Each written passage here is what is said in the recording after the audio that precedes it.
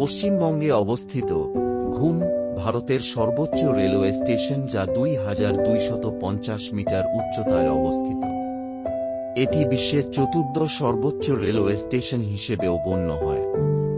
UNESCO Darjeeling Himalayan railway toy ট্রেনকে বিশ্ব ঐতিহ্যের স্থান হিসেবে গ্রহণ করেছে, যা এখান থেকে যায়।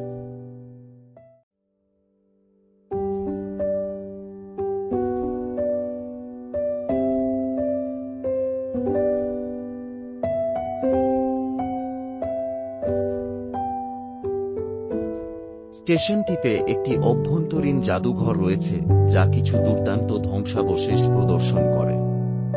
ঝুম রেলওয়ে স্টেশনের পাশে অবস্থিত দার্জিলিং হিমালয়ান রেলওয়ে মিউজিয়ামটি 2 শতাব্দীর আইকনিক হিমালয়ান রেলওয়ের ইতিহাসকে ফুটিয়ে তুলেছে। এখানকার প্রধান আকর্ষণ হল সবচেয়ে পুরনো টয় ট্রেনের ইঞ্জিন, দ্য বেবি সিভোক।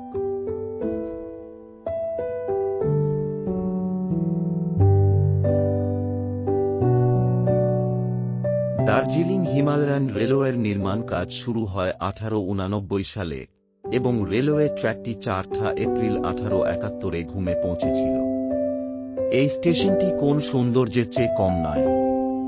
1 দশকের শ্রমসাধ্য কঠোর পরিশ্রম, যা ভারতীয় ইতিহাসের অন্যতম দৃষ্টান্তমূলক স্থাপত্যকে তুলে ধরে।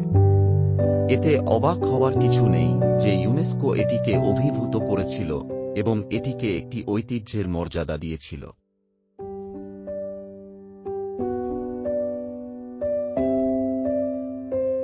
এটি ব্রিটিশ উপনিবেশিক ইতিহাসের একটি স্মরণ করিয়ে দেয়।